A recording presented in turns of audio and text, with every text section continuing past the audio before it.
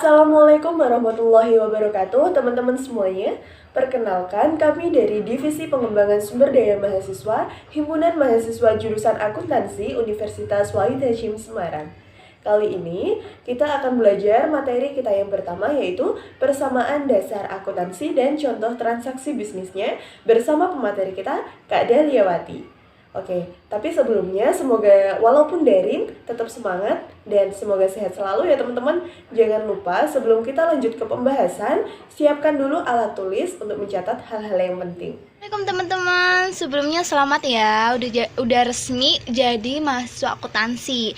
Nah, sebelum kita belajar hari ini, perkenalkan dulu, nama aku Dahlia. Bisa follow Instagram aku di Dahlia TP supaya kita bisa sharing-sharing gitu ya.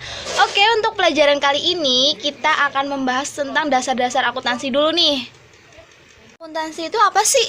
Jadi akuntansi itu adalah seni untuk mencatat, meringkas, menganalisis, dan melaporkan data yang berkaitan dengan transaksi keuangan dalam bisnis dan perusahaan. Nah, nantinya pelaporan itu, data-data yang udah jadi itu akan dilaporkan ke pihak-pihak yang berkepentingan. Misalnya nih ada pemerintah, terus ada kreditur, atau dari internal perusahaan itu sendiri. Singkatnya nih guys, akuntansi itu ilmu di mana kita akan mencatat, menganalisis laporan-laporan keuangan yang kita dapatkan transaksi setiap harinya, dan nantinya ketika kita tutup buku nih akan diberikan untuk orang-orang yang perlu, misal dari perusahaan itu sendiri atau dari luar eksternal perusahaan.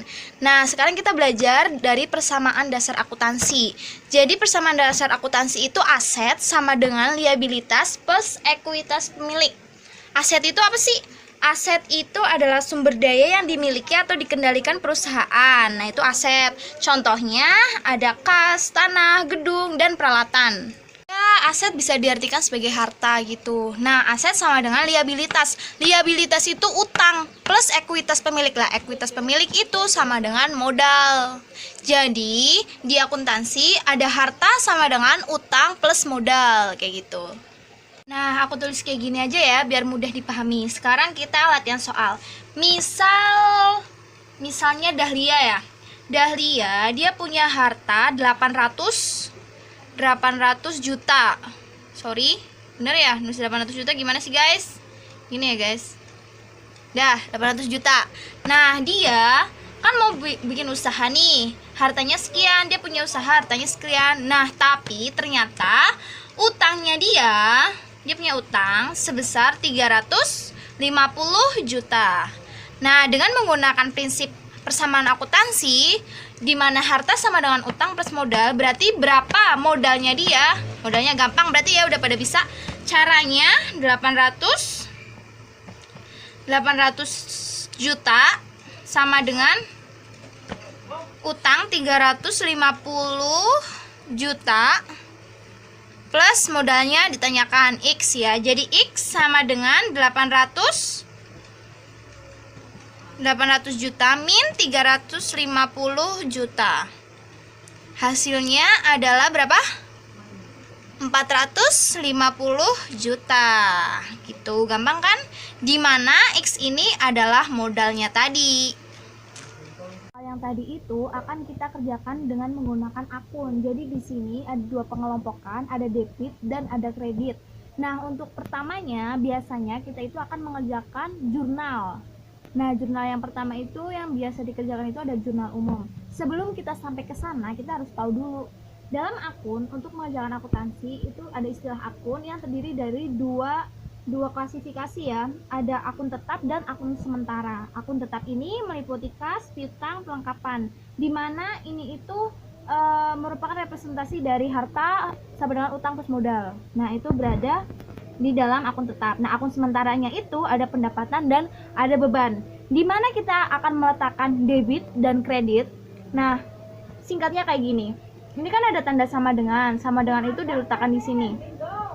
Jadi apapun akun yang terkelompok dalam harta akan bertambah di debit, akan berkurang di kredit. Sedangkan utang dan modal itu akan bertambah di kredit dan berkurang di debit. Paham? Ulangi ya. Jadi untuk harta itu dia akan bertambah di debit dan berkurang di kredit. Sedangkan utang dan modal akan bertambah di kredit dan berkurang di debit. Nah, ini ada khususon nih. Khususon di mana pendapatan itu kan biasanya kan tambah di debit ya, karena harta gitu ya. Tapi ini khusus spesial. Jadi untuk pendapatan dia akan bertambah di kredit dan berkurang di debit.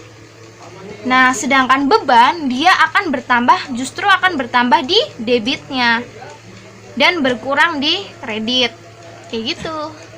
Nah, kita akan pelan-pelan belajar latihan soal ya, pelan-pelan aja. Jadi, kita belajar soal nomor 1. Pada tanggal 1 Januari 2017, Aryadi memulai usaha rumah makan cantik, menaruh uang tunai ke kas perusahaan sebesar 10 juta. Nah, gimana yang harus kita garis bawahi? Yang harus kita garis bawahi adalah di sini ada kata-kata kas, di mana kas itu akan menambahkan hartanya kan, harta perusahaan.